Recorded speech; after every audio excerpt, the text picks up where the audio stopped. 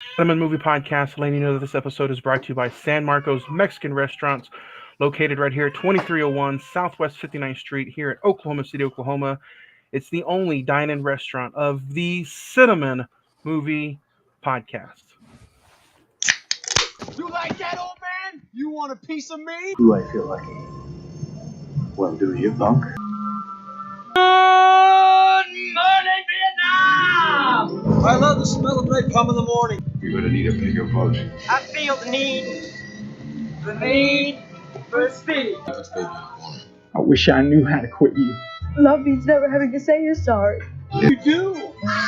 You'll shoot your eye out, kid. Hey guys, and welcome to another new episode of the Cine-Men Movie Podcast. I am one of your hosts, Zach, and I'm here with my good, faithful co-host, Ed. What's up, folks? Craig. How's it going? And we're guys, believe it or not, we are only 4 episodes away from 2023. I don't know about you, but I can't even believe it myself. What do you guys think? It is what it is, man. I mean, yeah. Another year in the bucket, as they say. Thanksgiving, guys. We just got done with Thanksgiving. Did either of you have a really good Thanksgiving? I just got through with Thanksgiving again before I hopped on. I didn't have lunch today, so you just had another Thanksgiving meal, basically. Very, very recent. So. Had 2 this week, 2 different sides of the family, so you know it is what it is. Had fun seeing them all. How about yourself, Zach? Turkey, beer, and football. Isn't that the best combination? Honestly, man, one of my sides of my family likes to do fry bread tacos, or Indian tacos as they're more well known. With Thanksgiving, we usually keep it traditional, but come Christmas time, we either do like barbecue or tamales. We always kind of mix it up on Christmas. Yep. Nice. Burgers and ribs. Thanksgiving's nice. Pretty, the usual suspect. Well, I'm glad everyone had a good Thanksgiving. I hope listeners that are listening to this had a really good Thanksgiving. Well, thank you for coming back and listening to us once again. Look back on last week's episode, the hurricane. We're quickly but surely wrapping up our Denzel year. It's kind of incredible that we're almost at the end of this. It's an incredible film. If you haven't seen The Hurricane, I'm sure it's on one of the big streaming services. If not, as the new joke is, go check it out at your library. Why not? But before we get going, we're going to take a quick moment and take a look at Rodeo Cinema, one of our great sponsors. Oklahoma City's unique non-for-profit art house movie theater located in the stockyards of Oklahoma City. Currently, they are showing, starting today, they're showing Guillermo del Toro's new Pinocchio film, which I've heard is getting a lot of buzz. You can check out the menu, and pretty much for the whole month of December, guys, they're showing Christmas classics. They're doing a holiday horror double feature with Krampus and Black Christmas. Holiday film series on Saturday, December 10th, Batman Returns. Cool. It's a Wonderful Life, Scrooge, National Lampoon's Vacation, Gremlins, all the classics. So you can check out the entire schedule at rodeocinema.com. And don't forget to tell them that the Cine-Men Movie Podcast sent you. Let's get into some movie news, guys. Is there anything that you guys want to talk about, box office wise or release wise? Have y'all heard of The Mean One? Yes, it's a horror film of the Grinch. Am I the only one that's like in love with that? I haven't even heard of it. There's like a poster of it, and it looks. I don't know what to think about it. It looks like Jim Carrey's went on a murder rampage in a way, and was darker, like color and all. Because basically, what I've read on it says that apparently when she was young, he murdered her parents one Christmas. And now he's been terrorizing the town here and there throughout. And he's coming back to kind of do the same thing. It's almost like a Michael Myers meets the Grinch. So is it like he's actually in Whoville killing people? Or is it just like some random city or town? It's like they took that Winnie the Pooh. Right, exactly like that. It doesn't really say that it's like Whoville. Because I don't know if they obtained the rights to say Whoville. Kind of like how with Mutant versus, all of that good stuff. But I don't know. I think it's still kind of one of those things of she tries to win him over, and then later throughout the film, I don't know if this is true or not, but probably goes and tries to defeat him or something. I don't know. Yeah. Kind of looking forward to seeing that.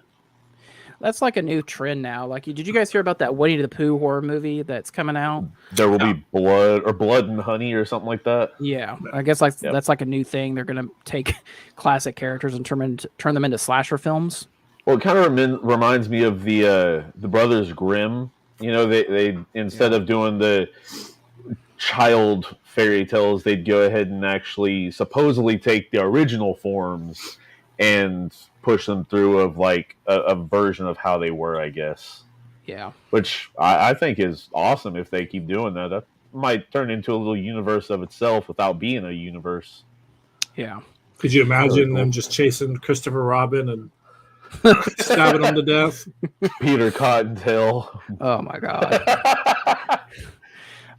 Oh gosh. That would be hilarious, man. Some other movie news. Strange World has completely bombed at the box office. Yeah. They said it's probably going to end up in the red around 100 million. Yeah, like I was kind of interested, like looking at the box office numbers this weekend, holiday weekend. I mean, obviously, Black Panther: Wakanda Forever was number 1. It's almost at 700 million worldwide. I'm sure all of us will agree. There's no competition for this film until Avatar comes out for the next couple weeks. So I'm sure that movie will get to $1 billion. Yeah, it'll have a strong run in the box office. Like you said, Craig, Strange World, it did not have a strong impact at the box office like most Disney movies did.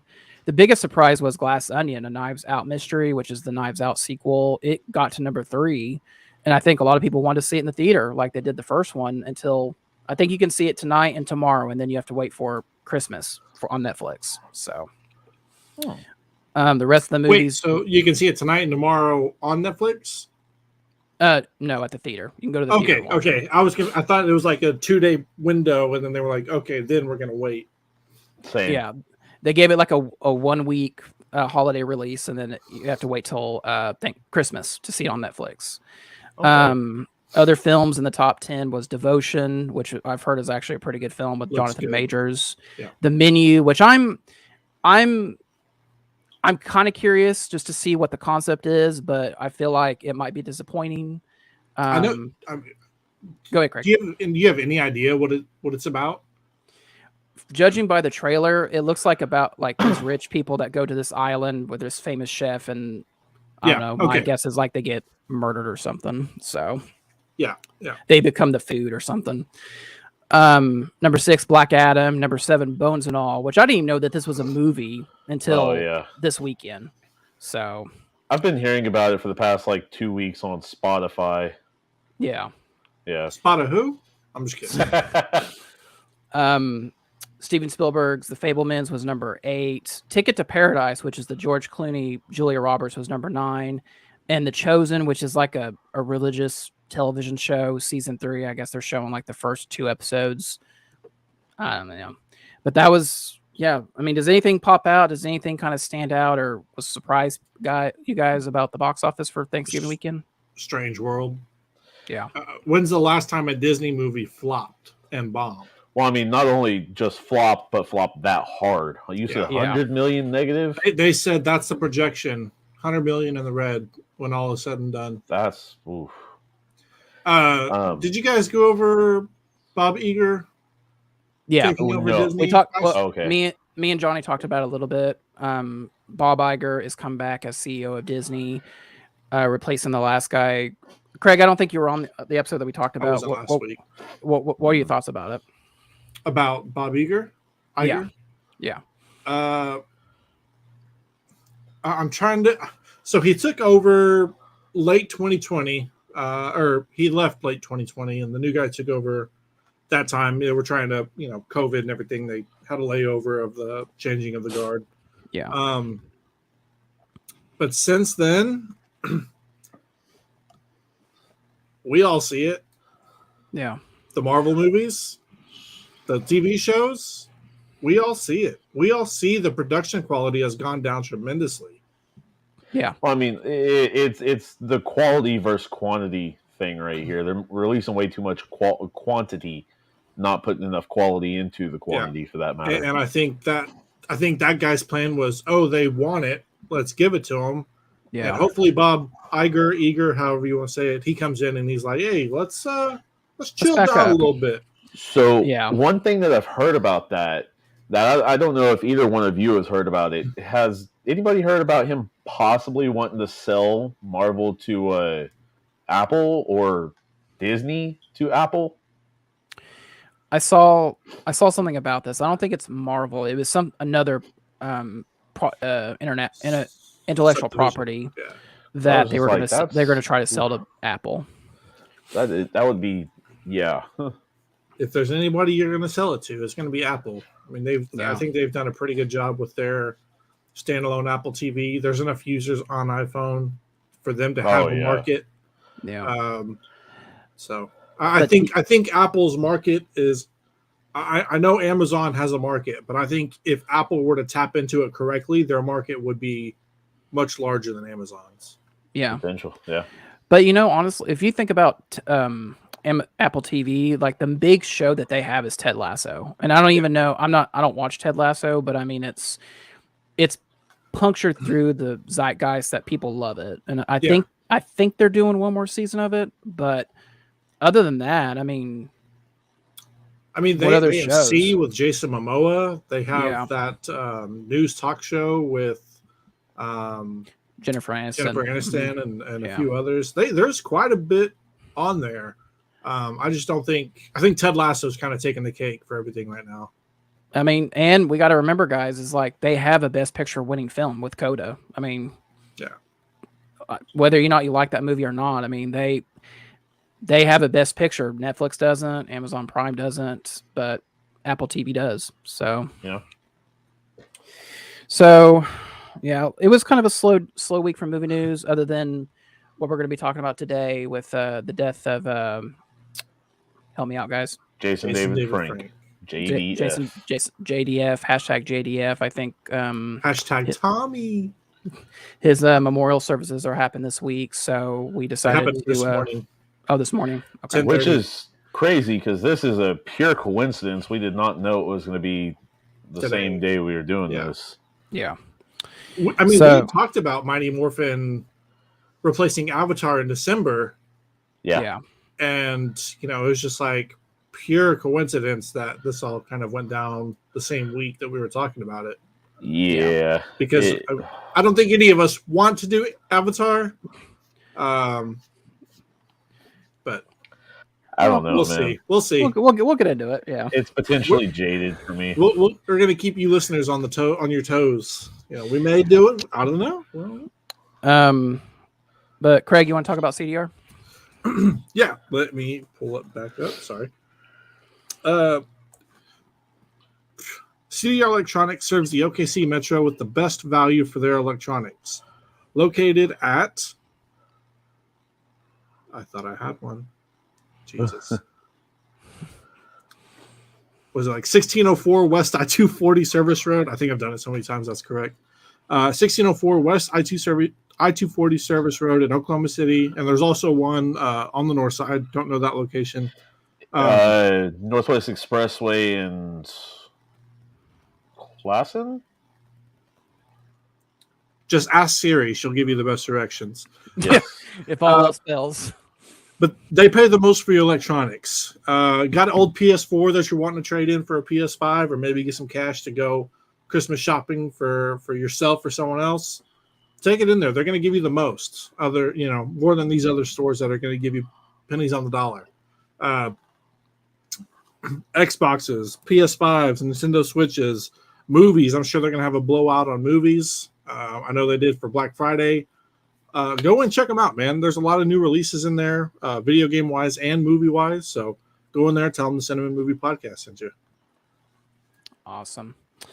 All right, guys, let's get into one of our what we like to talk about, our recent watches. Ed, you want to go first? What is some stuff you checked out over the weekend or since last time we talked? Not too much for that matter. Mighty Morphin Power Rangers, the movie. Went over some episodes and all that. One thing I've been kind of hard into is Pokemon Violet, for that matter. No, I'm sorry, Scarlet. I got Scarlet. I'm sorry. Is it Been good? going on that. Is this a new Dude. game that came out? Yeah, it's the newest generation of Pokemon that came out. I think it's very good. It's an open world concept. You still have some paths you do have to follow to a certain extent, but you're not, either go this way, that way, and you can wander all day long. It's in a way the old school style, but with an open world concept. And like the cool thing is the Pokemon that are wild are out there in the open. You don't get surprised by them, real quick. And I mean, take this for granted. Like Omega Ruby is the last time I've played. So Oh yeah, you've missed out on Arceus and Sword and Shield. Yeah. Well, I mean, I know about Arceus and all that, or Arceus and all that, but yeah, it's a phenomenal experience, especially if you've been away for a minute. Now, is this Pokemon game? Is this actually is it like Pokemon Go, or is it just like it's an app on your phone, or what? It's game. It's a game console. Okay. Yeah. Okay. It's console. It's just another generation, another adventure, for that matter, of Pokemon. I mean, I've been playing that since the late 90s, of course. Because they've had like multiple versions of it since then, right? Oh yeah, since Red, Blue, and Yellow. Oh yeah, and I mean, they're wrong. Like I've got Pokemon that are older than some of my coworkers. Literally, which is hard to believe. It's crazy on that, but literally. Yeah. I think I read somewhere that Pokemon is celebrating its 25th or 30th anniversary this year or next year. Yeah, should be 25th. Yeah, 25th was last year. Okay, so 26. Okay. But Ash, they're celebrating Ash finally being the world champion. Yeah, best. Okay. He's finally the very best. He's a part of the bloodline. There you go. Only Johnny was here. Have you seen him like in picture form, for that matter, kind of transform into red? No, it's been kind of funny on that because his hat almost seems to be going towards red little by little. Yeah, but yeah. Other than that, Ed, playing Pokemon and Power Rangers. I feel like I'm back in like 97, 98 again, man. We're going to be talking about that here in a little bit. So I know. Some of my recent watches. Oh, go ahead, Craig. I was going to ask Ed if he had any other recent watches. Nah, no. About to try and load up Madden 23 as well, so we'll see about that. Nice. I got that for half off. Craig is like, you have a PS5, right? No. Oh, your boy poor. You got to go to CDR Electronics. That's true. That's true. Once that rent stops, yes, sir. Right. I'll just fire through my recent watches. I actually went to the theater twice this weekend. Went and saw The Fabelmans, Steven Spielberg's new movie. It's a phenomenal film. I highly, highly recommend it. And Glass Onion, a Knives Out mystery. I think all of us really, really liked the first Knives Out. This one, on the outset, my viewing was kind of hindered because the theater didn't want to turn up the sound on the dialogue. So like halfway through the film, the dialogue came on. It was like, oh, okay. So we can actually fully hear what they were saying. But still, it's a worthy sequel. Wow. I still think that full Karen. No, but somebody else did. I would have too. Like, I paid for this experience. Like, you are not providing this experience, so give me my money back. Yeah, I'm going somewhere else. And Ed, I was actually sitting in the director's suite, so let that sink in for a minute. Oh yeah, I would definitely call back out there and be like, hey, so I went to the movies like 3 days ago. Hey, listen, they gave us free passes, so okay, I'm good. Okay. I'm good. Okay, that's what I was getting to. Like, you should have led with that. Yeah. I want to keep you guys on your toes. It's like, did you not do anything about this? First off, the anxiety was kicking me. Okay. First off, dude, if there's one thing that pisses me off. It's going to the movie and just having it ruined. Because Oh. the tickets are expensive already for the Dolby. So yeah. And then just continuing Tulsa King and Yellowstone. So definitely go check out The Fablemans. If you haven't got a chance to see, if you didn't get a chance to see Glass Onion, wait for it to come out on Netflix. I think it's a worthy sequel. So, Craig, what about you? What'd you check out? Well, your boy, I'm continuing my trend on anime. More Dragon Ball Super. Kind of going back between that and Dragon Ball Z, kind of keeping it fresh. Kai. Look, it's the cartoon, the drawing. It's a little better to watch, pleasing to the eye. It's the same thing essentially. All caught up on Chainsaw Man. Went and saw the One Piece film in theater. Me and a buddy of mine who's really deep in anime went with his son. Okay, there you go. Started watching The Rise of Skywalker last night. Got to about 4/5 of the way done. And got experienced off all over again. Do what? You got mad all over again? No, I was not mad. I was just like disappointed, but at the same time, I'm like, this is what we have. You know what I mean? Like there's not many Star Wars movies that deal with the universe. There's a lot of side stuff, but I was just like, you know what? I'm just gonna take it as it is. So there you go. I've got a question. I haven't myself on this either, but have either one of y'all started Wednesday with Jenna Ortega talking about Knives Out for that matter? Johnny said it was really good. Yeah, and one of my coworkers started watching it. They said they really liked it. I was about to start it today, but I've heard it from several family members that it was really good. So I've been thinking about it. I'll probably start it today or tomorrow. I think that's the new show to watch on Netflix, apparently. Yeah. Have any of you seen the Guardians of the Galaxy Christmas special? I have not. Yet. I've heard good things about it. I started it last night, and the only reason I stopped it is because Adley had to get to bed. But when I was turning it off, she was like, "Oh, but I was really getting into it." Like, so after the podcast, we're gonna put up the tree and watch it tonight. So, Is it true that it was put on there for like 3 to 6 hours, and some of it was kind of ruined? Like 2 weeks ago or a week ago or something like that. I don't know. I heard something about like it was put on there on accident. Like, so I was just like that. That sucks. No, the only thing I've heard is like I looked at it and it's only like 40. It's 45 minutes. Yeah, it's not very long. So, obviously watched Mighty Morphin Power Rangers on YouTube with Korean subtitles at the bottom. All right. I was trying to find it somewhere, and I was like, I don't have enough time to go rent it. Ed, where'd you find it? But if you go to a local video store like you introduced, this is the first movie that I've been like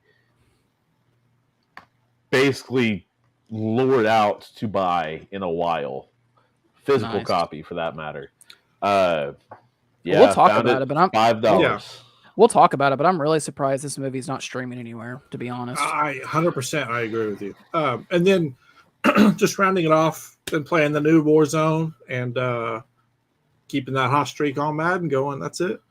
Nice. There you Very go. nice. There you go. Well, guys, those are our recent watches. I think a lot of us had some really good content, so go check all that stuff out wherever you can find it. But now we're going to talk about the box office rewind for the year of 1995, the year this movie came out. Our top 10 movies for 1995. Coming in at number 10 is Jumanji, the original one with Robin Williams. Number 10, wow. Number 9, Waterworld with Kevin Costner. Okay. Number 8, Casper, which is kind of surprising. Yeah. 7, What's in the Box is number 7, ironically. Number 6, Apollo 13 with Tom Hanks, Bill Paxton. The Extreme. Number 5, Batman Forever. Number 4, Pocahontas. Number 3, GoldenEye, because you got to play that video game after you see the movie. Of course. Number 2, Craig, one of your favorite movies of all time, Toy Story. And the number 1 movie of 1995 was Die Hard with a Vengeance. The sequel to your demise. I know. So, and that is the box office rewind for 1995. Edward, Ooh. Ed, you want to talk about our good friends over at OKC Soda? If I have to. All right. Nah, man. So Oklahoma City Soda Company, OKC Soda. They are a craft soda company of Oklahoma. Super unique flavors like strawberry shortcake, blueberry acai, made with pure cane sugar and natural flavors. You can find this at like your Crest and Homeland locations for that matter. Those are the bigger retails. They're here and there throughout smaller retail stores as well. They have super unique flavors, kind of like I mentioned, strawberry shortcake, blueberry acai, cherry limeade, a more traditional soda flavor. However, there's so much. I mean, they've got root beer, they've got uh, so many. It's not even funny. You should go and try these guys because literally, it doesn't leave you bloated. It doesn't leave you sluggish feeling. It's a very nice, smooth flavor, just like it says, man. I guarantee you'll like it. Go try it. And the Go crazy ahead. thing is, is that that company is starting to show up a lot more places. Everywhere I go, it's like they're starting to pop up in different places. Man, it's kind of crazy on that because literally, Crest and Homeland, I only know of what 2 or 3 Homelands now. One on the southwest side, one in Edmond, I think, are the main 2 I know of. Yeah.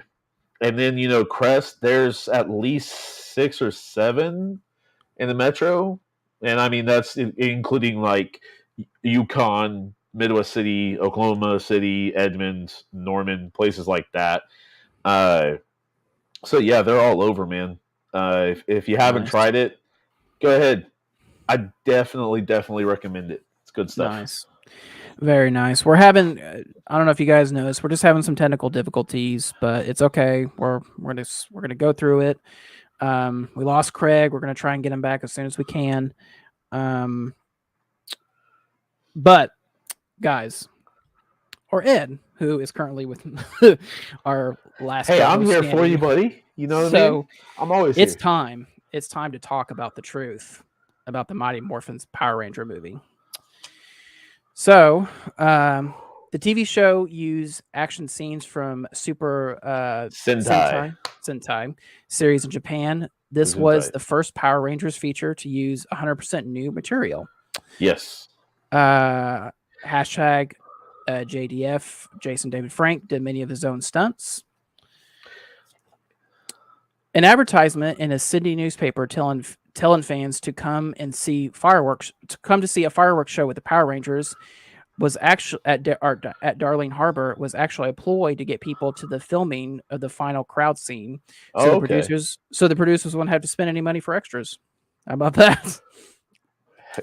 Hey. And then finally, Rowan Atkinson, Phil Collins, Tim Curry, Danny DeVito, and Christopher Lloyd were all considered for the role of Ivan Ooze.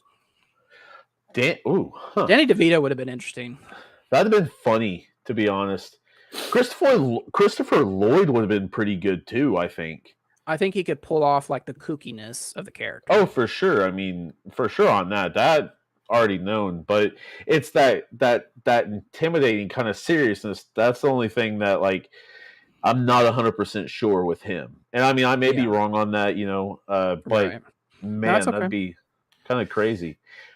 So like most of the actual martial arts that was used is karate or karate, and if you really paid attention to the fighting styles or the fighting scenes, a lot of them, and I mean like 95% was kicks. A lot of the motions was kick. Like, Tommy with his 60-foot in the air drill double kick into the bicycle kick, I guess. Yeah. He did that like 2 or 3 times, I think. Where the insane amount of backflips and the kind of stuff, man. A lot of strings are attached, yes, or high wires. Oh yeah, and I mean, it even goes into the show for that matter, because like you said, with Super Sentai Warriors for that matter, which was the Japanese version of, well, It's the earlier, equivalent, yeah. The you equivalent know, version of the American Power Rangers. correct. Yep. They, which what's funny is, and not a lot of people know this, is that Trin, the Yellow Ranger in the Japanese, was a male. And that's why there's a huge difference between Kimberly and her suit and Trin and her suits as well, because Kimberly had a skirt. Trin did not, because Trin, or the Yellow Ranger in the Japanese version, was a man. There you go. Funny enough. So that was an extended edition of what you didn't know about the Power Rangers movie. Man, hey, I got you. But hey, guys, it's time to talk about our favorite subject, our favorite topic. It's time for the top 5. And today's top 5, we thought it'd be interesting to do, since we're talking Power Rangers, our top 5 nostalgia things of the 1990s. So it could be movies, it could be books, television shows, music, fashion, toys, whatever you think is nostalgic, go for it. Does anyone have any honorable mentions? Nah.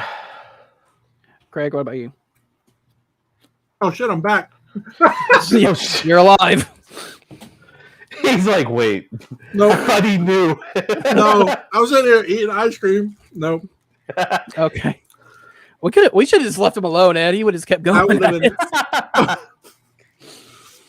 All right, so I'll start off with my number 5. Number 5, like we said, going into this, we're all kids of the 90s, so a lot of this is going to be nostalgia for us. Number 5 is just how many 90s kid movies there were. Like, if you kind of just put that in there, Toy Story 2, The Lion King, Beauty and the Beast, Little Mermaid, just on and on and on. And not to mention the Disney Channel originals, which that's a whole segment in itself. Bro, I just want to let you know, like, how many of those were Disney movies that you just said? Mm-hmm. Almost all of them. Almost all of them. Yeah, and That's the funny thing. And that's not even just Disney. Like, Disney was pretty much the control, like the big films of the day, but that doesn't include like Nickelodeon, Cartoon Network, all this and that. So, number 5 is 90s kids movies. Ed, what's your number 5? My number 5, man. So I still have this, and I should have brought it now that I'm thinking about it. But my favorite wrestler back in the day when I was younger, favorite of all time, was a man straight up from Tulsa, Oklahoma. Big bald dude, tried to play football, didn't work out, so he went to WCW. Goldberg. I used to have his gloves, the chest, torso muscle thing, and then the belt. I loved it when I was a kid, man. I still have the belt and gloves to this day. They're over at my grandparents'. I was over there grabbing another thing that is a different thing in my top 5, but I should have brought that because that was one of my favorites of all time. Very nice. Craig, what's your number 5? My number 5, to be specific, it's the Laffy Taffy candies that were the long ones that had like the watermelon seeds and like the sprinkles. But to be more generic, just candy in general. Yeah, the baby bottle pops, which they're still around, but back then in the 90s, baby bottle pops, the sour dip candy, the what was the ring? Like what was the ring thing? Ring pops. Ring pops. Yep. Just the candy that was. I mean, a lot of those have kind of survived, but there's a lot of it that didn't. Yeah. All that stuff back in the day, man. It was how crazy can we get? And that's with everything on this segment. It's how crazy can we get? And everything nowadays has been so just it's bland. It's you put it out there and it's candy and people are gonna get it. But back then it was like bigger than it. The 90s was just bigger than everything, you know what I mean? Yeah. Bro, you've got Randy Macho Man Savage with Slim Jim. You've got Goldberg with what was that, Spree. I mean, you had people that were advertising, and they weren't afraid to go out and do it. You had the dude from Six Flags that that guy, the old the guy, bald yeah. dude. Yeah. Yeah. You had all these guys that were just, and not only guys, like there were a lot of women that were producing or were promoting out there too, but like all of them just, you had so many different ones that they weren't really afraid of, and it wasn't necessarily geared towards anybody, but it was just like, hey, I like to watch that guy on TV. I want that candy now, Well, and honestly, like the advertisement worked. I wanted to go yeah. to Six Flags. You wanted this candy. You wanted the Hershey's commercial. It was just, you wanted what they were trying to sell you. You wanted to snap into a Slim Jim, Yeah. So yeah, that's a good number 5, Craig. My going into number 4. Number 4, you kind of hinted at it a little bit, Ed, but the toys. Oh, okay. I mean, what I mean by toys, I mean just like the pandemonium of trying to find these toys anywhere, whether it be. Oh yeah. You remember those Furby. little digital, the Furby? You remember those little digital pet Tamagotchi? things? Yep. Hit clips. Hit clips. Beanie Babies, Elmo, Light Bright. Tickle Me Elmo, Bop It, and of course the Nintendo 64, which I think all of us at some point have played. So What was the? Craig's gonna Easy pull it Bake- out. Oh my god! Easy Easy Bake Bake Oven. Oven. Yeah. Yep. You Yeah. cook a half baked There you go. brownie. But I mean, like, man. when Christmas came around and you saw those like in the JCPenney catalogs or something, you wanted them, and your parents would stand hours in line in Toys R Us to get Parents, those. grandparents, aunts, Yeah. uncles. Because there And- was no other way. There was no Amazon. There was no eBay. Nope. I mean, there And was, but not to this extent. Well, in a certain way and in a certain time, there was eBay, but it definitely was nowhere early near like it 90s. is Yeah, today. yeah. Yeah. Yeah. And the thing is, guys, like I don't have kids, Ed. I don't think you have kids, but Not Craig, Adley, what does she do about toys now? Like Toys R Us technically doesn't exist anymore. What does she do? Bro, Or is it more is it okay. more of like a virtual, like on your phones and She iPads sees and it. stuff? She sees it on YouTube with these kids playing with them, Mm-hmm. and she's like, "That's what I want." Bro, And I'm okay, like, look, I'm gonna yo. stop you for a second here. Look behind this man.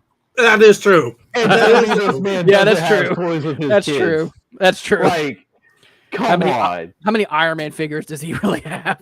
Now I'm There's a sure lot. she's not in that room playing with everything. Well- but how her room looks compared to how his room looks, come on. Like, there's a little bit of a difference, though. Minor collectibles. Right. Value's going to increase. Very You true. know, just But I Hers picked might up be a few. getting thrashed. Look at this. oh, damn. Pristine 10. It's an artist rendition of Pikachu. Okay. It's a promo, so collectible. Okay. I'm sorry. Nice. I'm sorry. And got I mean that's oh. Little the Shinron pen. fig pen. Yeah, yeah. And I to be gotta- honest, guys, Pokemon cards. That was a big one in the 90s. Dude, You know? seriously. And so it's just We got it all. Uh-oh. We got it all, baby. Hold But on. I mean, I it's do, just go ahead, Craig. I do want to show. So I was at my parents', and I was able to find my childhood Pokemon cards. Oh, Ah, yes. nice. Oh man. Man. Oh wow. They're still. Wow. Okay. They're still in good condition too. No joke. This that's what I one's was not. thinking. This one's not. But like these other ones, they're. Man, I was so excited when I found them.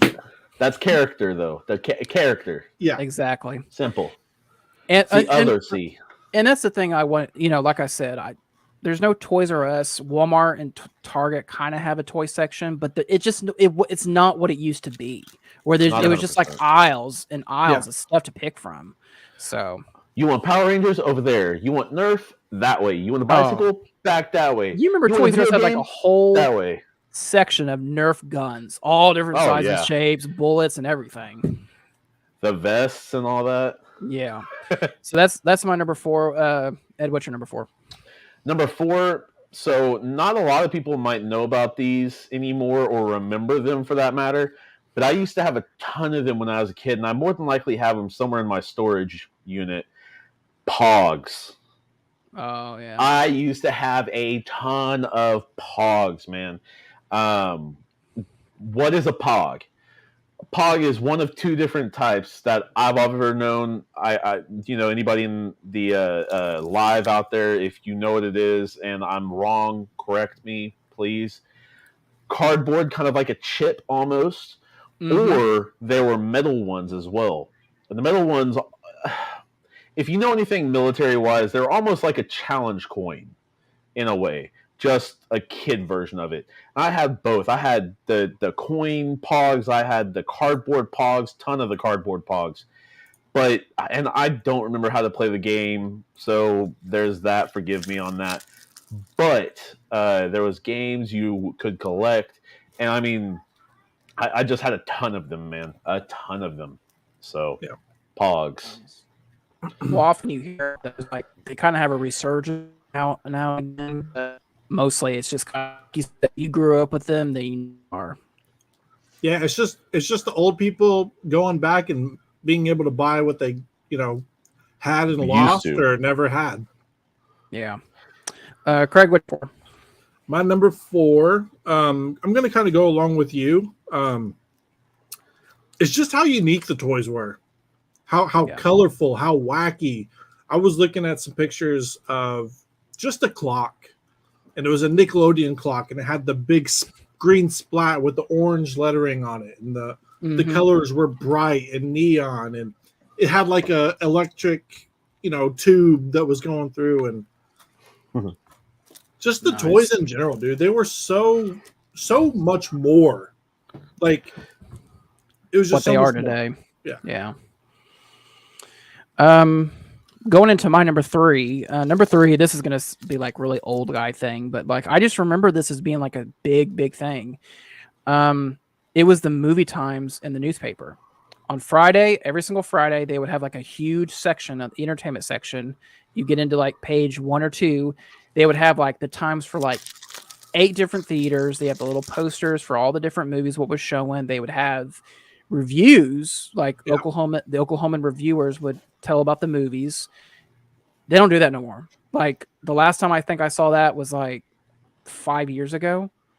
And it's just, I have some old newspapers like my mom's kept, and you go in there, sometimes they would have like massive posters like this big, take up a whole entire page. And that's just a lost art, man. Like it's great. You can go down your phone and look at everything, but it was just, I don't know. I miss times. When's the last time either one of you have held a newspaper? No, just earlier today. Oh, okay. I work at a place. Well, no, I work at. You work at a place that has newspapers. Because that's I've sold like 5. So because we were at having Thanksgiving dinner, and you would get the newspaper and go through and look at all the ads and the Black Fridays. We were calling around, and they're like, "No, we don't have any. We're out. We don't have any." Yeah, and that means that they didn't have near enough the quantity that they should have, because people just aren't used to it. The last time I think we got a newspaper for Black Friday, I think was 2019, so right before COVID. Guys, maybe 5 ads, 10 at max. Because used to, that thing was loaded like that thick of ads. I mean, the ones we were selling, my job was selling that, they were roughly about good 2.5 inches thick. But I mean, dude, it's $5 for that now. Yeah. Back in the day, it was like $1.50 or maybe $2. And our bottom of the barrel usual daily is like $2.50 now. That's crazy. Yeah. But yeah, my number 3 is just the movie times in the newspaper. I miss that, and it's sad that they don't do that no more. So, what's your number 3, Ed? My number 3, man, Toonami. Oh, Toonami. Oh, okay. All right. I mean, don't wrong. Craig's over here talking about like anime and stuff like that. Bro, Toonami, so like Cartoon Network and Nickelodeon and Disney Channel had some great stuff on it. Don't get me wrong. Toonami is where every anime nerd was born. Yeah. Yes. Yu Yu Hakusho and Dragon Ball were my 2 original favorites. And dude, Oh my god. He had that little after- robot Tom popping out, like Yeah, everybody. yeah. Hey, he'd come It's in, time for Dragon cool Ball. voice. Yeah. Cool voice. And up next, we have Goku and the Z Fighters with Dragon Ball Z.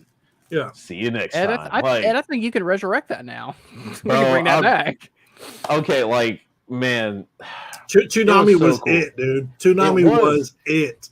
Like, Saturday morning cartoons are great. Don't get me wrong. Waking up and seeing those, wonderful. But from, like, what, the original one was 97 to, like, 03 or something like that? Hold on. So, Yeah. yes, weekday was Toonami. Yeah. But come Yeah. weekend, that WB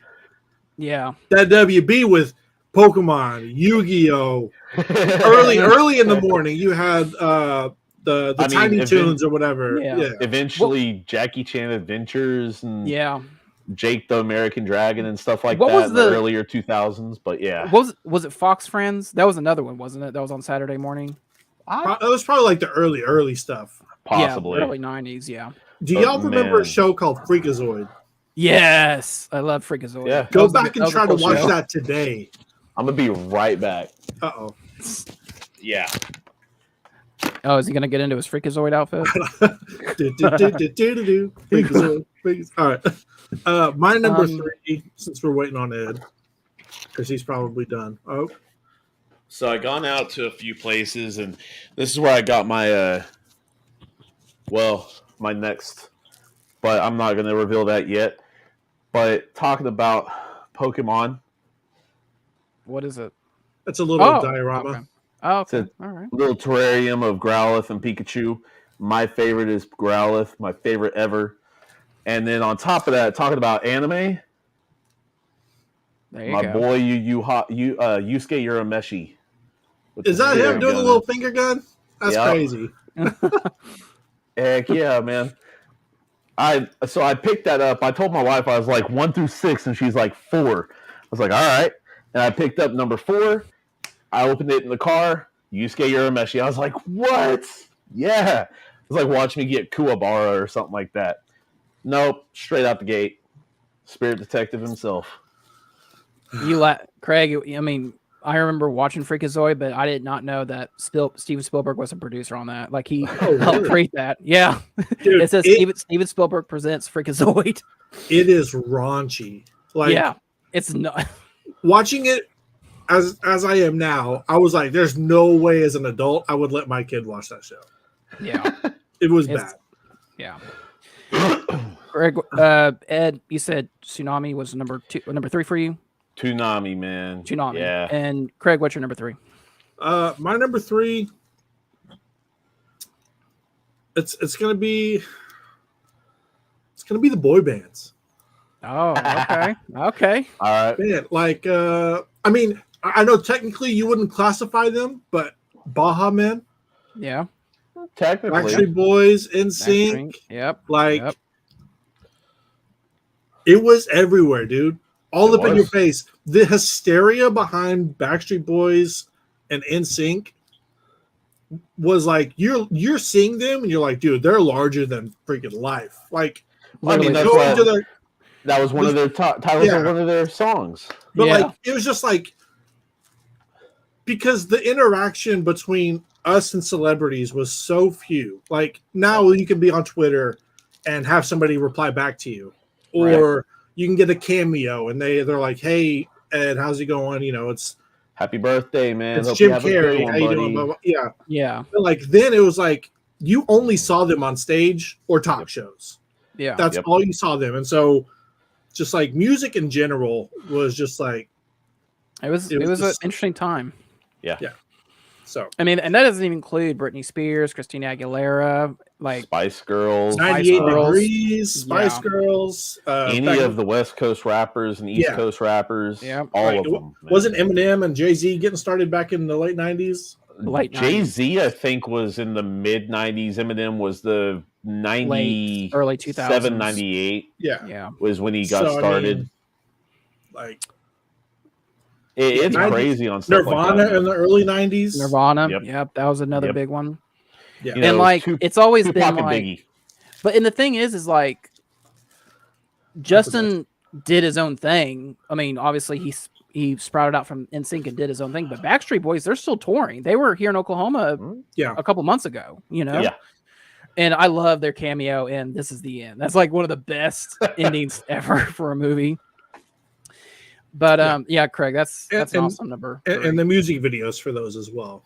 They were they were different, man. And they're creative. I mean, they were so creative. So it wasn't just somebody singing on a stage or anything like that. Like Linkin Park's In the End, they're up on the mountain, all CGI'd, or larger than life. They're in space and they're doing the whole dance. You know, it was just very different, very unique. Talking about music videos, you've got Backstreet Boys that gets parodied, but not only a rap artist, but then gets parodied by a rock group, a punk rock group for that matter. You know, Blink-182 goes ahead and not 100% makes fun, but mostly makes fun of them. You know, and Weird Al, right? Didn't Weird Al?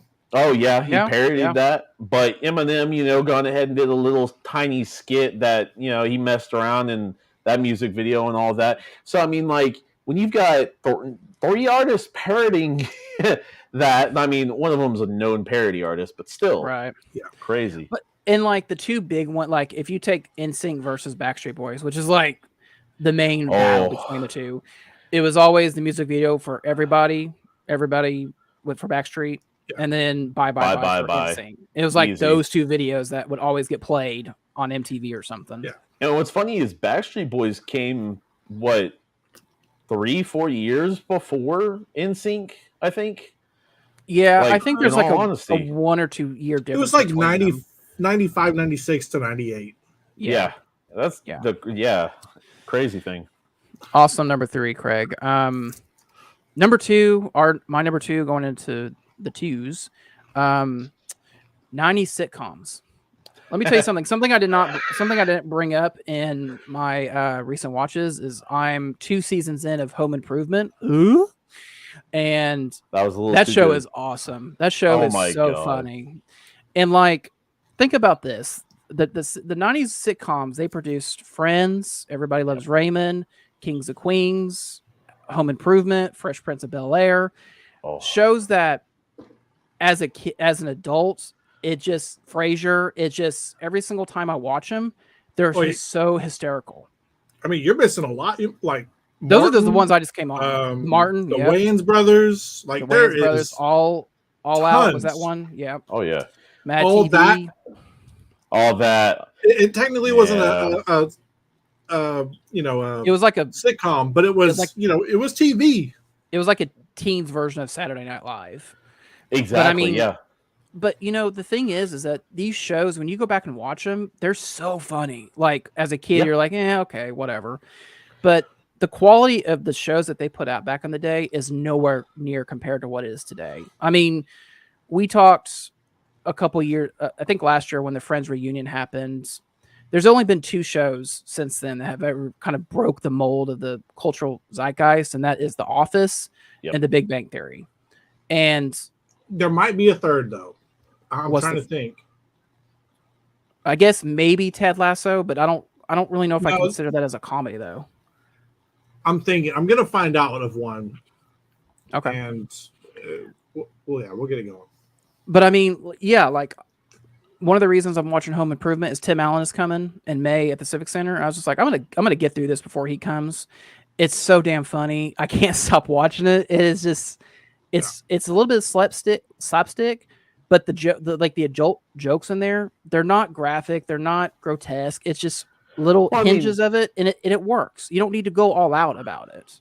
Well, I mean, with Friends, you've got the pivot, or just different stuff like that, or kind of thing. I got it. Hold up. What's the other one? How I Met Your Mother. Oh yeah, that's another one that kind of broke through. That's fair. But I mean, when it's little things like that, it's kind of an amazing thing that Friends left on 2004 or something like 2004, yeah. Wow. But in the past 2 years has had a hardcore resurgence with some of the generation after us, for that matter. Dude, and which is I crazy. would say that's due to COVID. just Yeah. being inside Yeah. and having to watch things that you normally wouldn't watch. People Yeah. are HBO maxing it up, and Friends had basically a revival of that. Yeah. Which is awesome, but crazy at the same time, man. But yeah, 90s sitcoms, they're the best, man. I don't know Golden what Age. the golden age, man. That's exactly right. Oh, So Married with Children. Yeah. There's another Yep, one that Married was with Children. crazy. There's a ton of them, dude.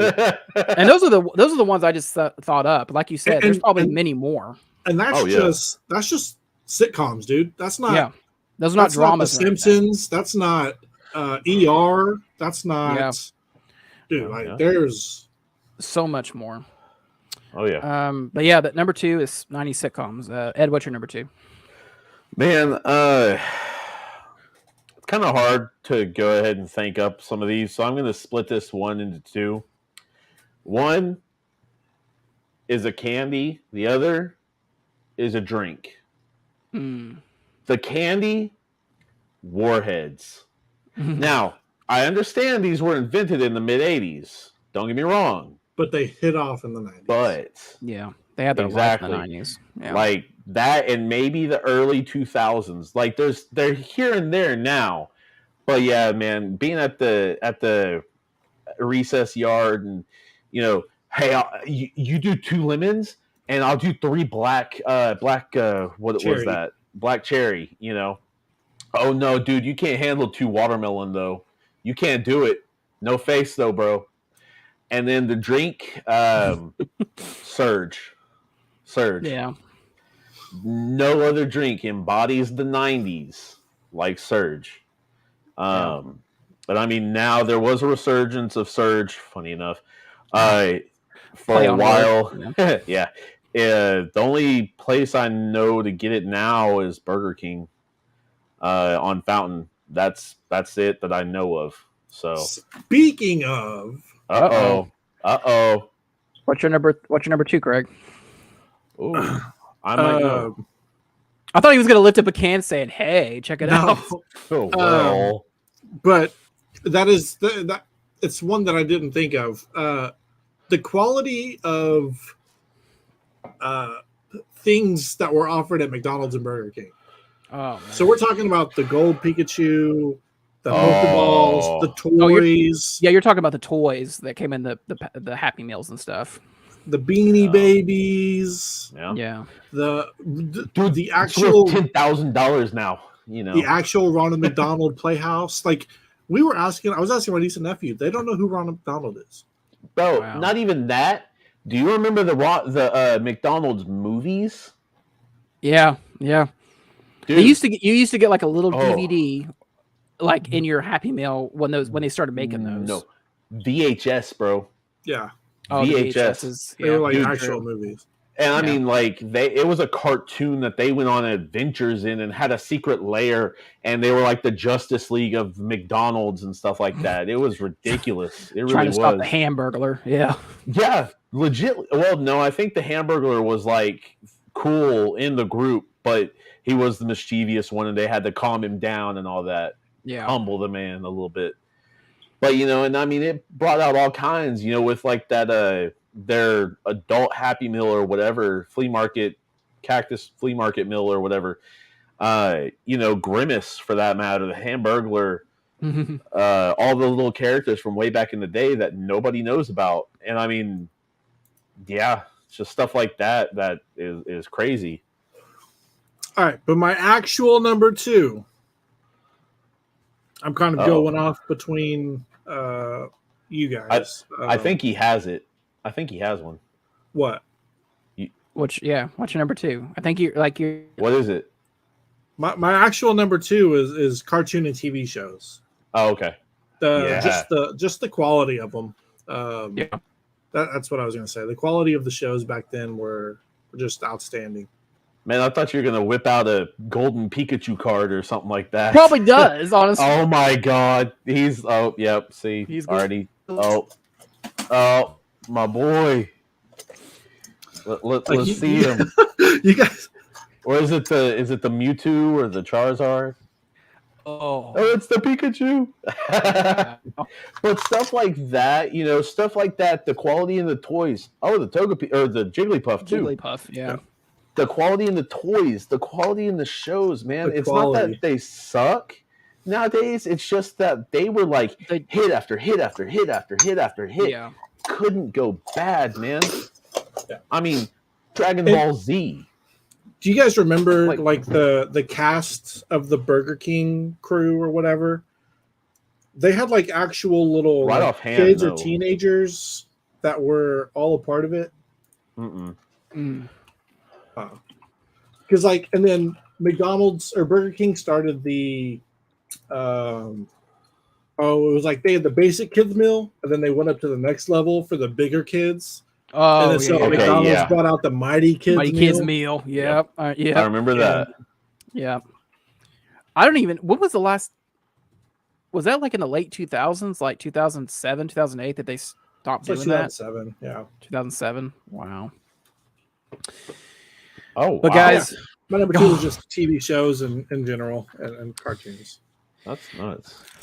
all right, guys, let's finish this out. This has been an awesome top 5. We probably need to do one of the 2000s or the 2010s. That'd be kind of cool. Oh, Hold on. These guys. oh. Oh yeah. Oh. Oh, I remember those. Yeah.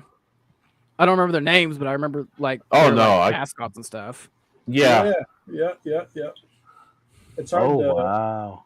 Yeah. Wow. That is nuts. Oh, it's called the Burger King Kids Club. Wow. That's awesome. Huh.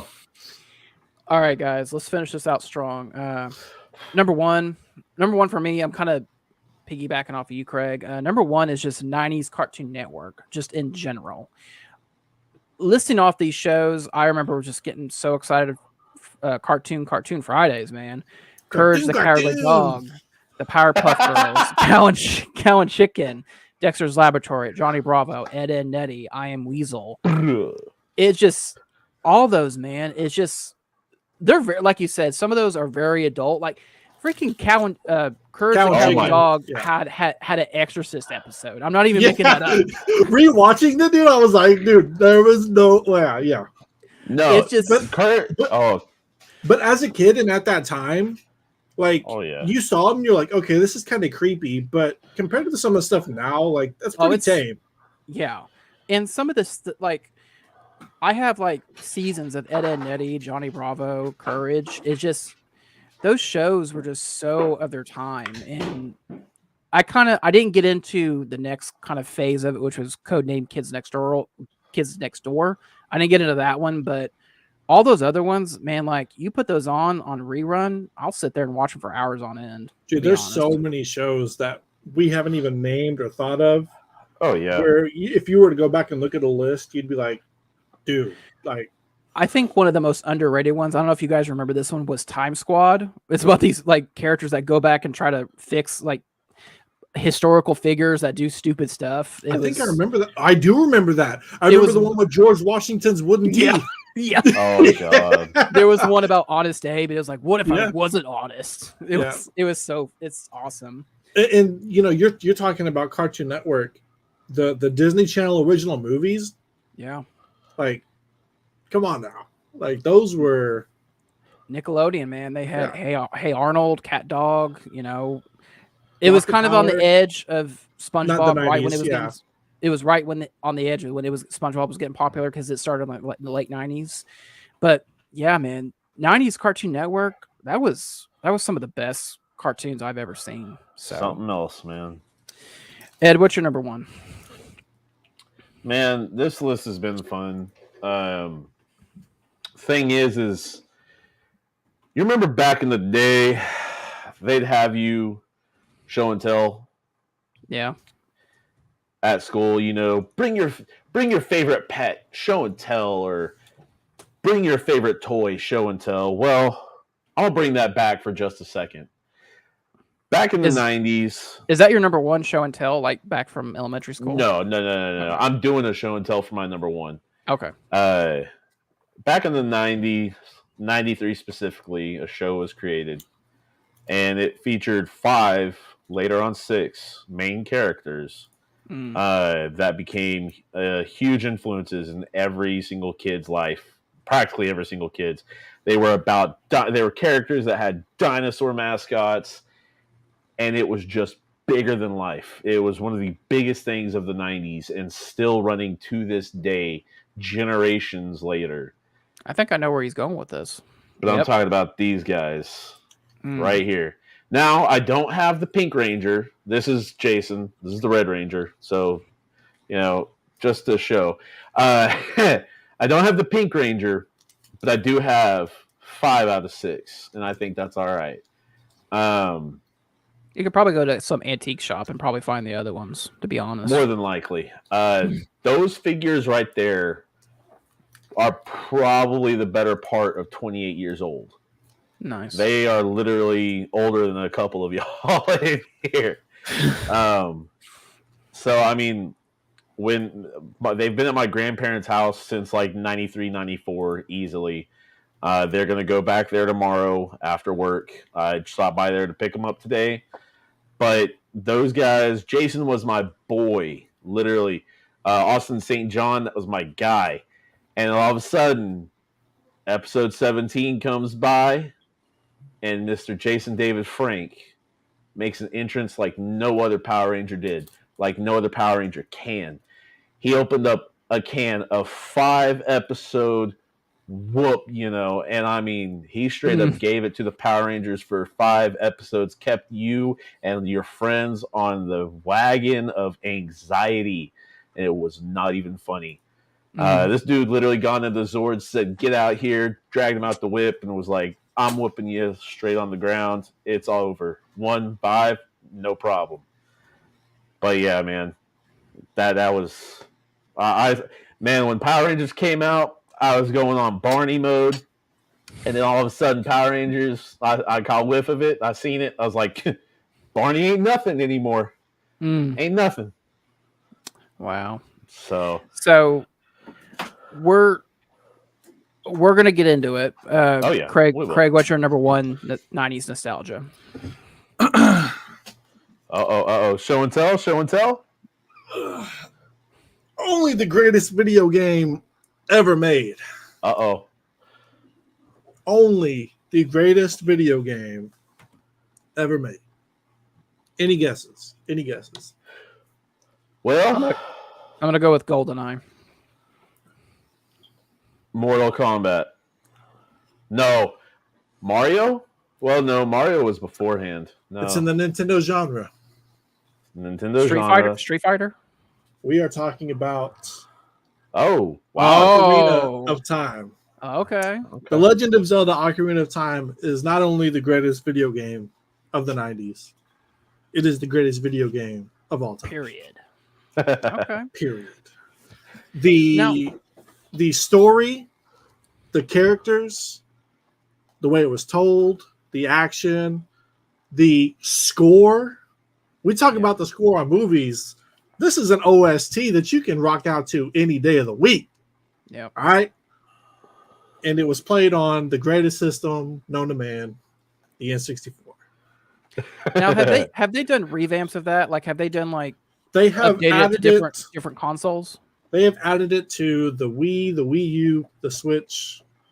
They ported it to the 3DS. They've put it everywhere. Just Nintendo products, though, right? And I have bought it every single time it's came out. Nice. Very nice. So, got a little Skull Kid. Oh, there you go. So with those reiterations, has much changed in those iterations? Just a little bit of the... I mean, other than graphics, of course. Yeah, they upped the graphics a little bit, but it's still the same thing. It's a port. It's not a remaster or redone. There you go. Some might say Majora's Mask was the better of the two. I disagree. I feel like Ocarina of Time as a whole took you on a journey that you know what I mean? Like if they were to bring something out like that today, or if I could enjoy it for one more time as the first time, it would be everything to me. Yeah. I have so many memories of it, like I played this part of the map, and I know exactly where I was sitting when I remember playing it the first time. Like it nice. is the Very best nice. thing to come out of the 90s. Well, guys, this has been awesome. This has been an awesome top 5. We'll probably have to come up with another one, maybe like I said, 2000s to 2010s or something like that. But guys, it is time. It is time to talk about the Mighty Morphin Power Rangers movie of 1995. So I'm trying to think of the best way to do this. Let's just do general thoughts. Just talk about. I'm going to let you guys go first because I don't have a bone to pick for this movie, but I'm coming at it from a different angle. So let it out. Let it out. Let it out. It's all right. Let it out. Ed, I think you're the super fan. Let's start with you. Do you remember the first time you saw this, and what was it like revisiting it? Do I remember the first time? No. I was probably like 5 or 6 years old, man.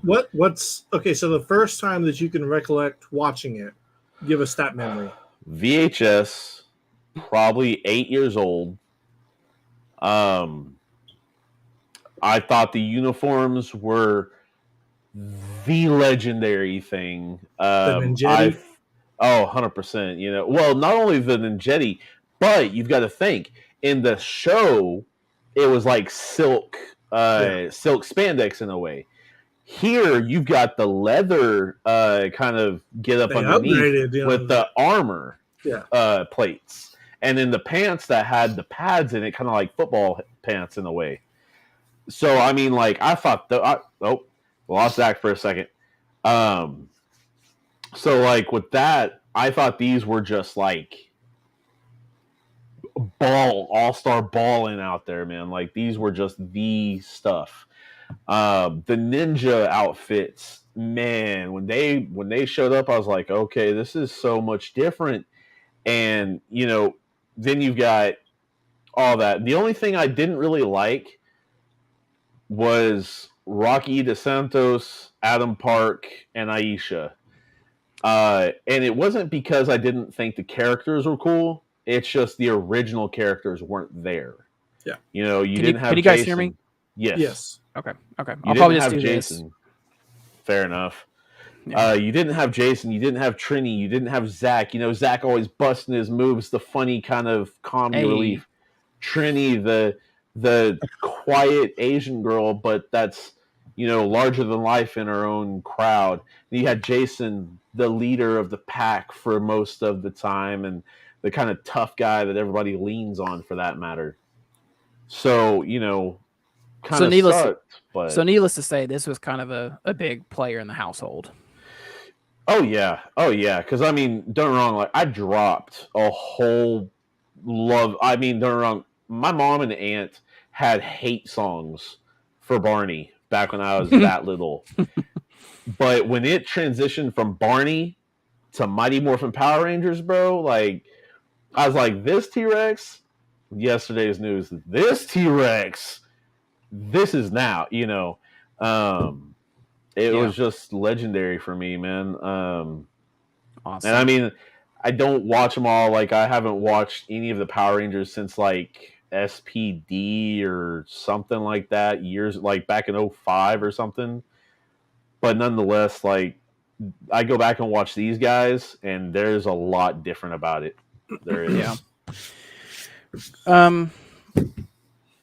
I'll go ahead and go next. I'll just say I am not the target audience for this. I grew up with this. I mean, I grew up around this. This was definitely a part of the 90s, like you guys said. Like you said, Ed, this was your number one thing.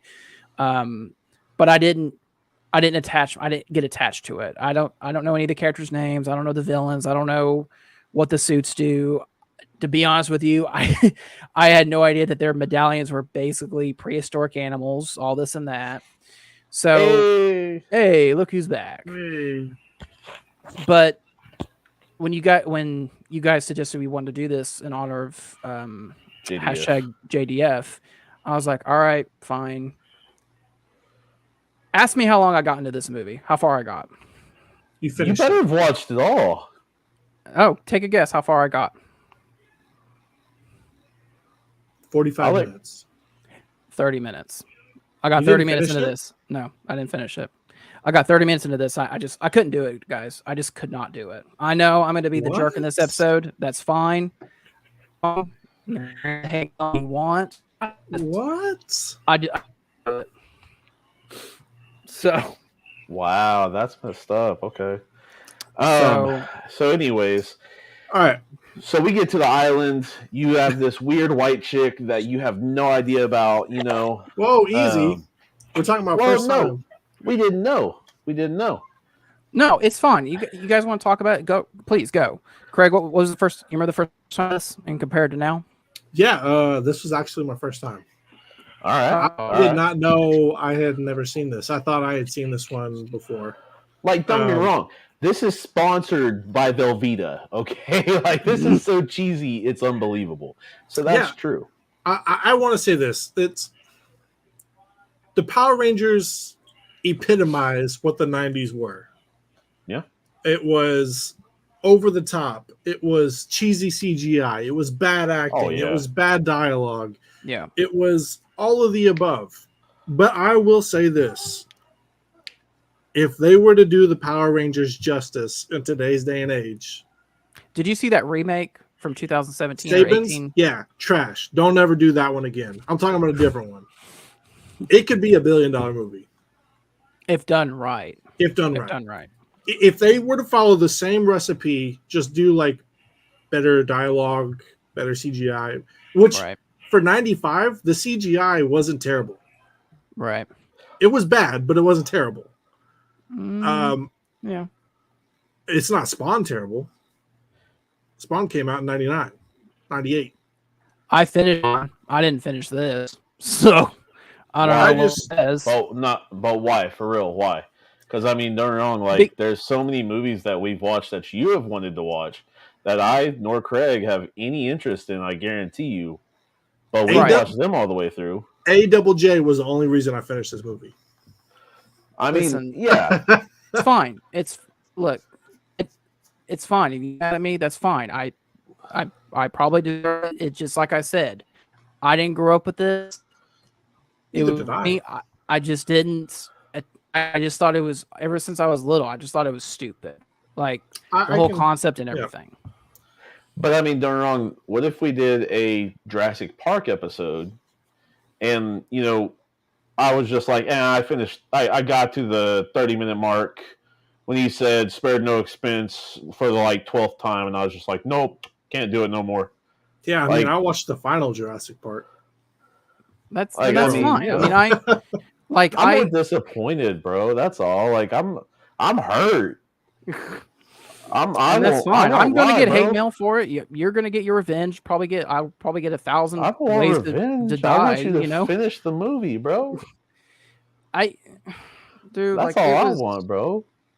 Like you went, but okay, you did yourself a disservice, bro, because you literally went to the library, rented that beast out, and watched 30 minutes of it. It probably took you that time to go there, get it, find it, and come out with it. I think if you would have finished it, it would have been a guilty pleasure. Because I mean, don't get me wrong. Probably not. No. Am I telling you? Okay, from a grown man's perspective, am I telling you that this is going to be my favorite of all time? Negative. The end battle is god awful. It is Godzilla.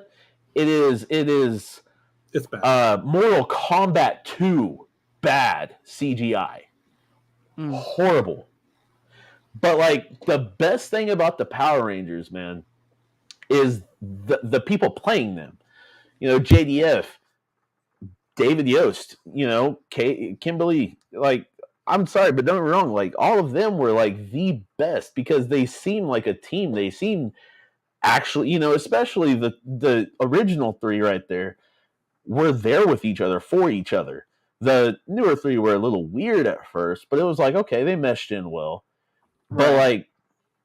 But I just think dang, man. Zach said he didn't finish it, and Ed's over here I'm in my feelings a little bit. I won't lie. I'm in my feelings. This is Ed. Oh. No, not that one.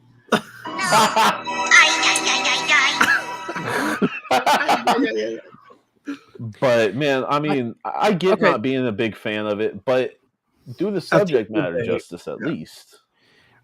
All right, then let me ask you guys this. Craig, you said you didn't grow up with it, right? I grew up around it. I thought it was the stupidest thing of all time. Ed, obviously you have this in high regard, and that's fine. I'm not. I want to be clear. 90s, yes. From the 90s, I'm talking about Mighty Morphin Power Rangers. Right. These guys, yes.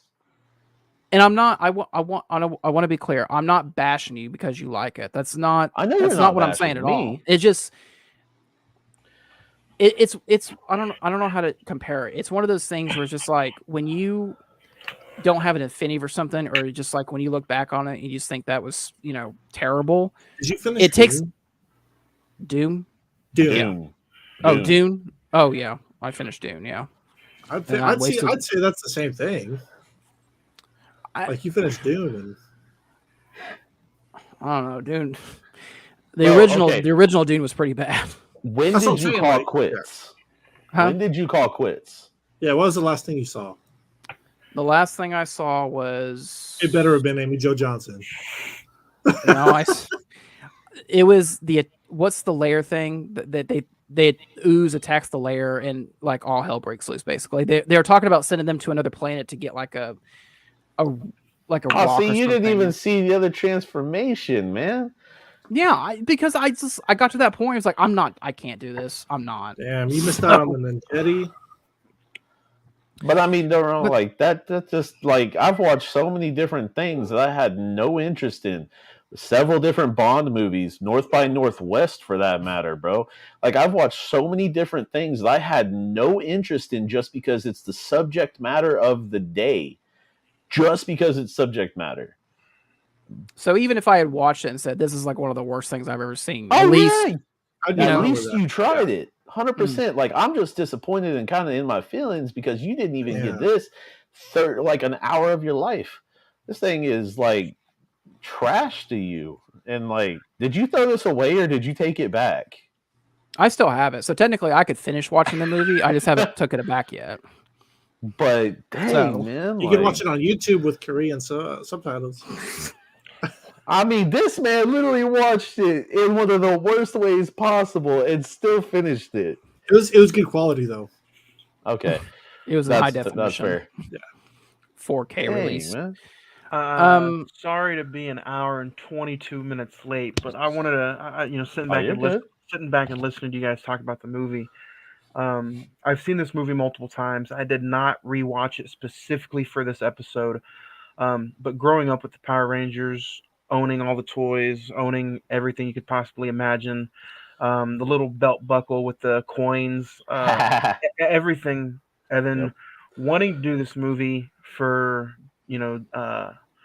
Jason David Frank's death, and then just this even got brought up a few years ago. For some reason, I was like, I think it'd be okay for one day to talk about the movie, especially when Scream Factory, Shout Factory released it on Blu-ray. I was so hyped to rewatch this a few years ago when they released it, and the nostalgia was there, the music was there, the cool-looking motion picture costumes were there because they didn't have the traditional PJ costumes like they did in the TV series.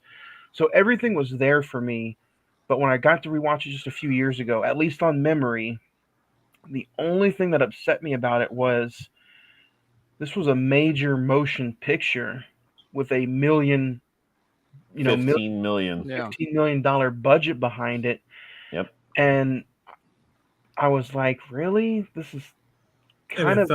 It felt like a TV show that was an hour and 45. It felt like a TV show that was an hour and 45. And this is just from years ago. So I don't know how it would be on the rewatchability right now. Blu-ray transfer was good. I'll say that. But I do kind of wish, even with the Batman animated TV show, when they had a movie in theaters, it felt like an event. It felt like it was more than just a TV show. Yeah.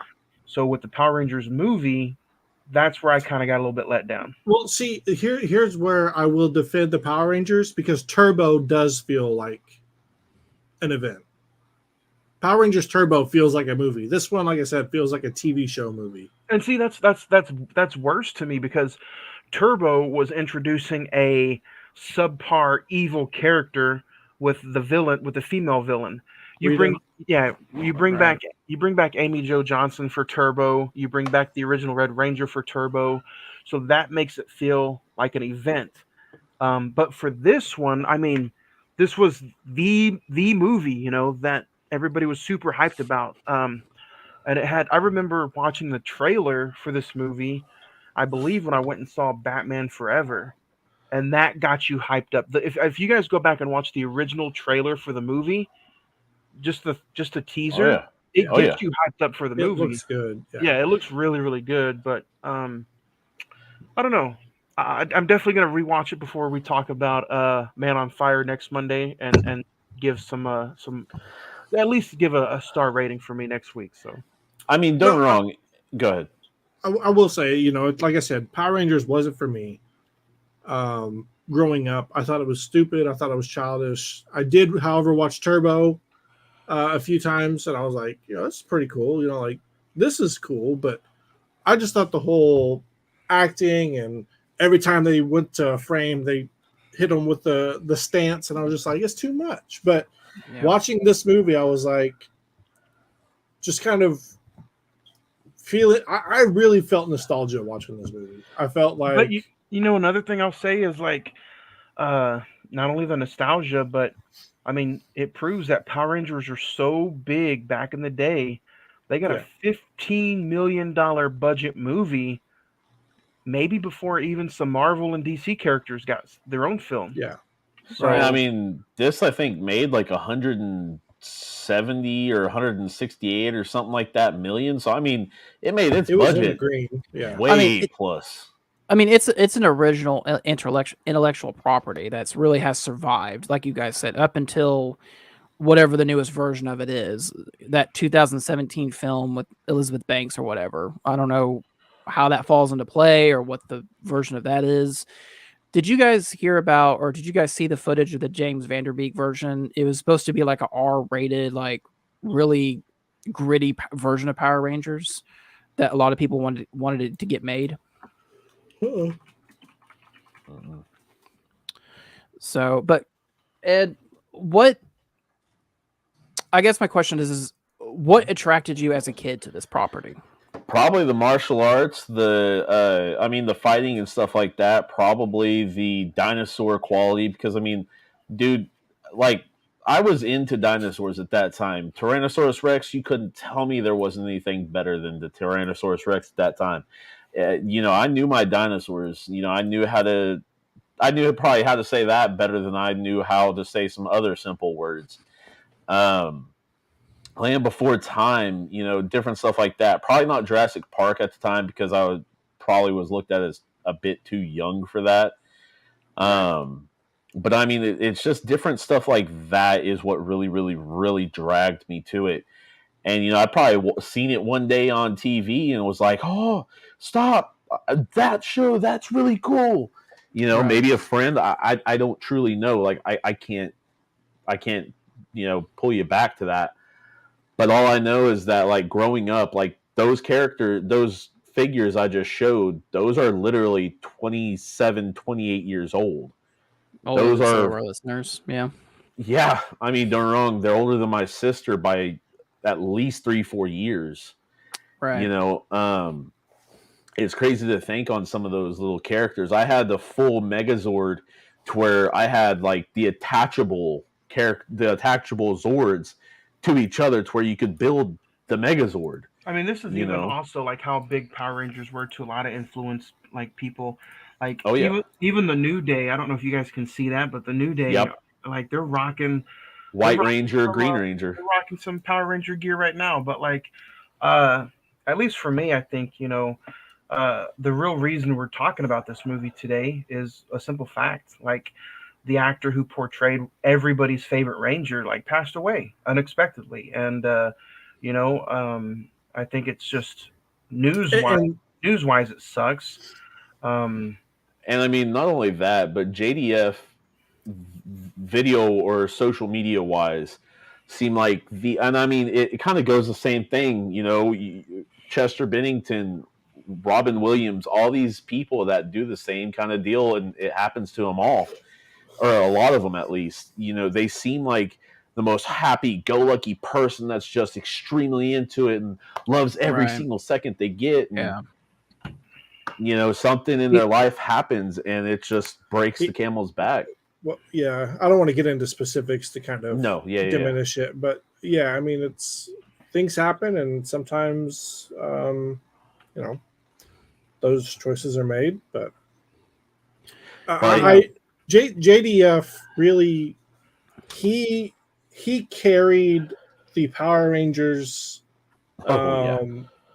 mantle like it was the greatest thing on earth, and I think that's the coolest thing that he ever did. Was if anybody wanted to come up to him, he was at Comic-Cons. He was he actually went and started fighting and did martial arts. He was but I do think that's the coolest thing. Some of these people, like, I don't want to say who, but maybe like Billy, you never really saw him as much, but Not JDF really. was at every Comic-Con he could be to, because he knew what the Power Rangers meant to the fans, and like how much people adored him for what he portrayed in that franchise.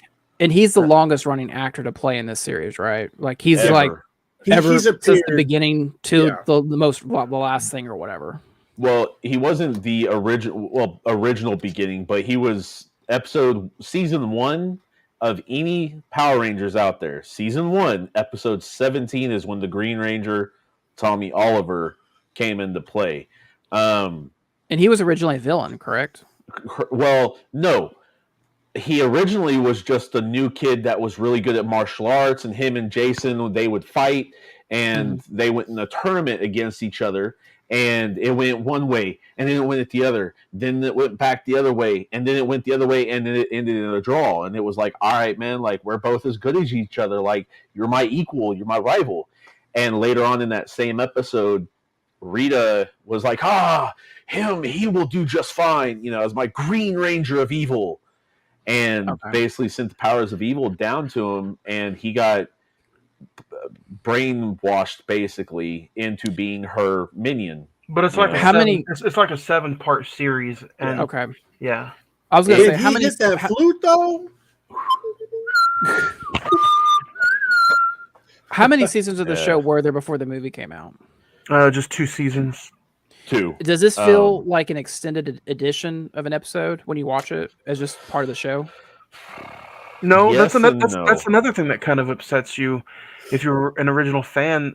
While you're watching the episodes on Fox, or now you can watch them on Netflix, there's really no mention of the events of the movie in any of the TV shows. Yeah.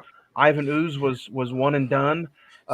Lord Zed comes back. He's kind of the backbone in this movie, but he's the main villain before and after the TV show. So it'd be like watching the MCU, but they never mentioned the Avengers movie, basically. Correct. Okay. Yeah, it'd be basically like Thanos was a one and done, never happened again. Never talked about, never mentioned. Yeah. At all. Okay. And I mean, it'd be like, and let's not forget, like, Paul Freeman is an Academy nominated actor. The guy who played Ivan Ooze, he's a huge actor. So if you guys don't know who he is, he was the main villain in Indiana Jones Raiders of the Lost Ark. So that's always fun to say. But just lose, baby. Yeah, he's in Raiders of the Lost Ark. So if you guys know where Paul Freeman is. But I mean, they had a lot of star power come in at certain angles for this. Is JDF your favorite Ranger, or did you kind of go towards one of the other ones? Originally, my favorite was the Red Ranger. Austin St. John was my boy. Jason, like I said, you couldn't tell me at a period of time, you couldn't tell me there was anything better than the Tyrannosaurus Rex. Yeah. You couldn't tell me. I remember being 5 years old, probably around season 2. I like that pterodactyl a lot, though. Well, I was 5, 3, 4, and 5.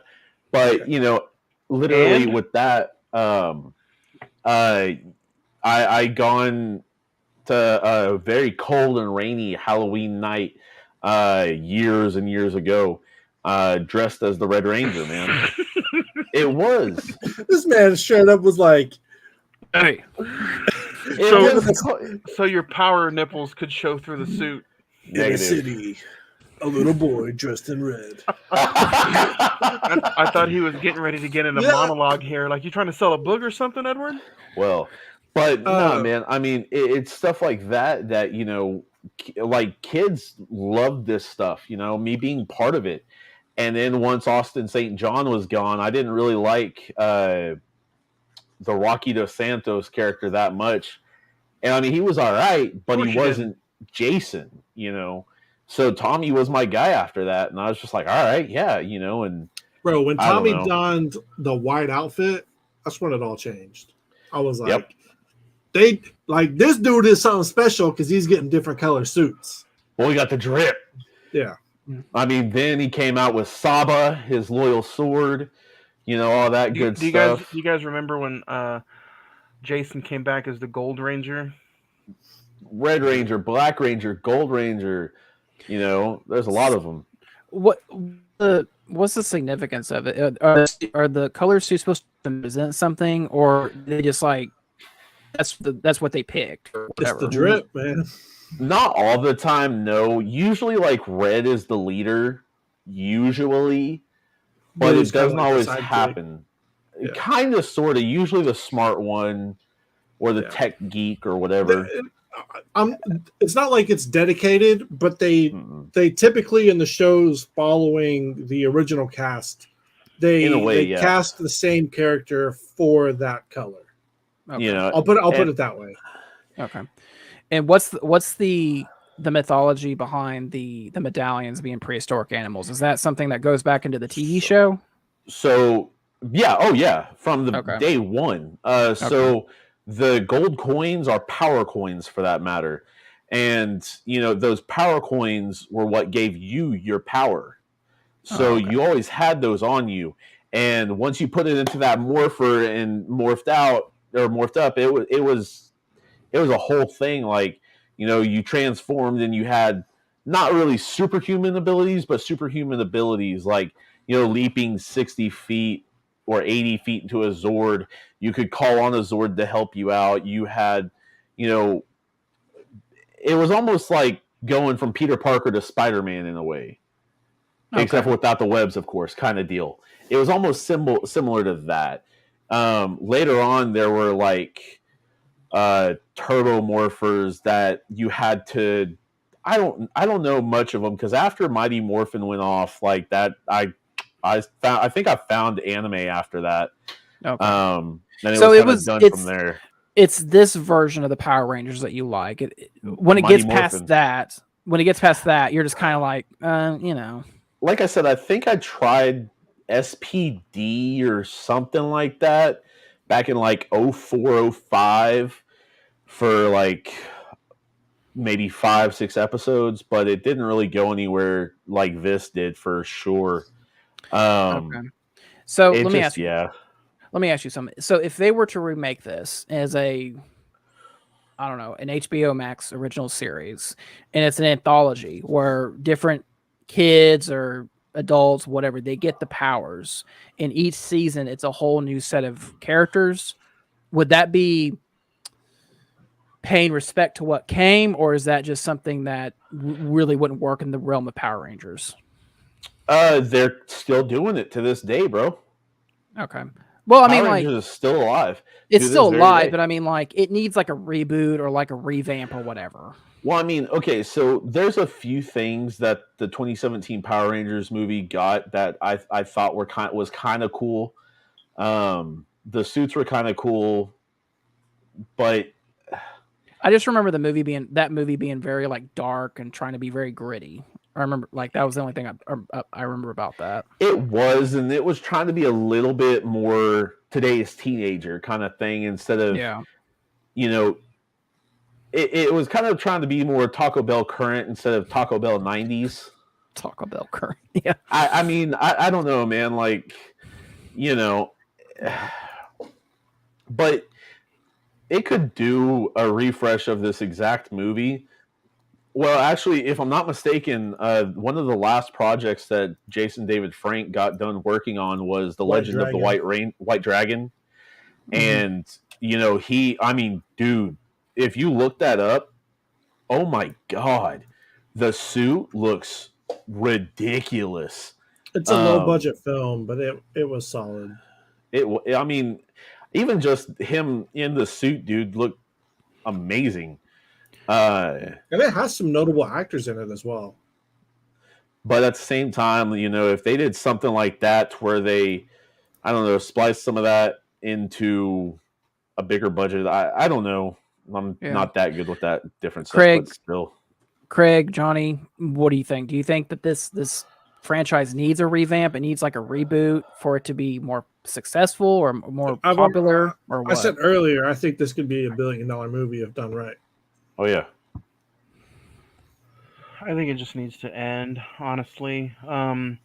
We've seen what this movie can do with the right hands. We've seen what this movie can do with the wrong hands. If you do reboot it, I think it just needs to be completely an origin story, and it just needs to be completely different. Yeah. And nothing. I mean, maybe even different color Rangers. Don't even go back. Don't even call anything about Angel Grove. You don't need no Zordon. No, I think it just needs to be its own different story, with a little sprinkle of Power Rangers. But I don't think it needs to be a complete reboot. Maybe you don't even need to call it Power Rangers. Maybe do something different. Call it something else that leads into. Yeah. Like that it looks is cool. Just, it looks cool. But I mean, at the same time, the reason like I'll watch stuff like this is basically for nostalgia. It's not like if Power Rangers is on tomorrow and I know it and I'm off in time and I've got nothing to do, I'm going to be like, yo, got to check out the new Power. It's not like that. It's just like if the original cast, all of them, including Trini, was still alive to this day, and they brought it out for another run. Like I've watched some of the old episodes where like Tommy, like all of them did come back except for of course Trini. Yeah, I've watched some of those episodes because there was one where they had like some of those episodes are just god awful. But to answer Zach's question, like, yeah, it just needs to be a complete reboot. And you know what? Even honestly, just I don't know, man. It just needs to be a complete reboot. And I think you need to bring well-known actors into it, not like what they did in 2017, and bring back just some fresh faces. Like that's not going to help the matters any at all either. Yeah. So you need to bring some names into it. But go ahead, Zach. I also remember what's the white face that's kind of like a hologram of the character that gives him the superpowers. Zordon. That was played by Bryan Cranston in the remake. I remember that as well. But what are some we're kind of wrapping this up. What are some favorite scenes from this movie that you guys enjoy or just kind of are nostalgia for? Man, honestly, the parking garage, that was pretty cool. It was dark, it was a little gritty, it was say it's pretty appropriate to talk about this movie because what happened. I would have to say my favorite scene, just remembering from the film, watching it years ago, would probably be the introduction of Ivan Ooze, because at least that's where he gets introduced. It does make it feel like they're really in trouble here. Yeah. The thing I did not like about it is how when they introduced him, they automatically right off the bat made him seem cheesy. A jokester. Yeah. Yeah. So, but I love the introduction of Ivan Ooze. That's my favorite scene.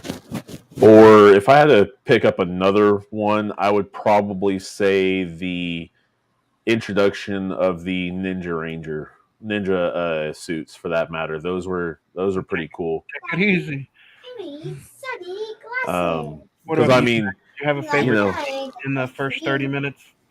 I'll say, the skydiving scene, even though you could clearly tell it was professionals mixed in with the actors, the introduction to those characters, I thought was kind of, I don't know if nostalgia is the right word, but I think it's very like in an epic type of sense. Like that you grew up, you watch the television show and you see these characters come back on the big screen. Them jumping out of a plane that's kind of a cool way to reintroduce the characters. So what about you, Craig?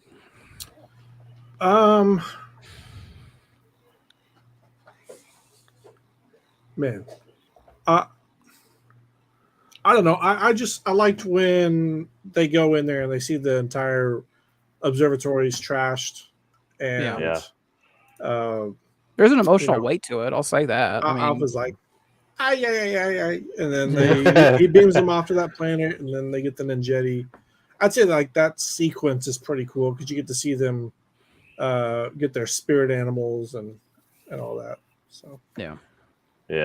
And Adam's like, I'm a frog. Yeah. He's like, but a frog that turns into a prince when you kiss it. I'm like, what?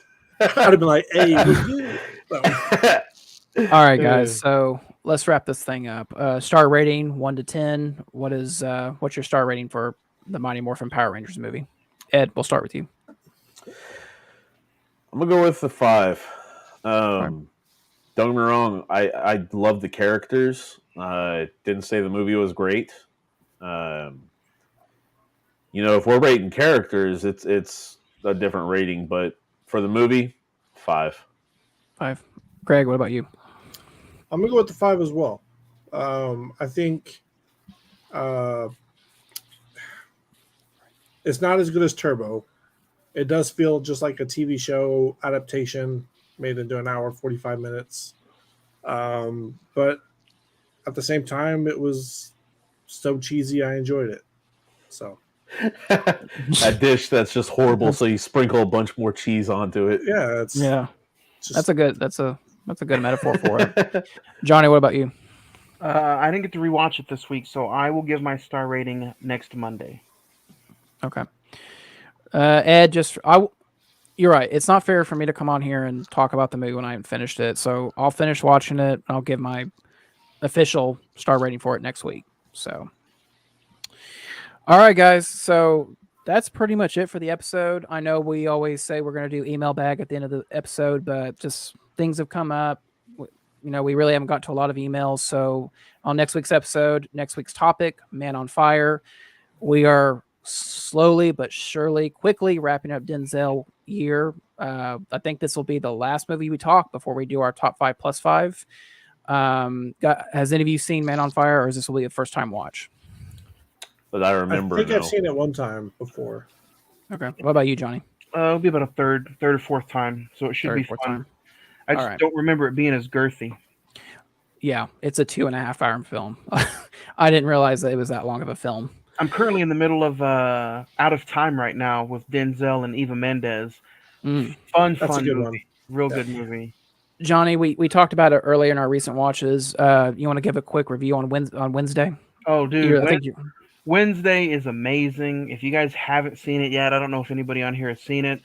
I highly recommend it. It's only an 8 episode season. They're only 45 minutes each episode. Tim Burton knocks it out of the park. Jenna Ortega. I've heard she's really good into it. Yeah, she's really, really good. Look out because she's about to do some other things.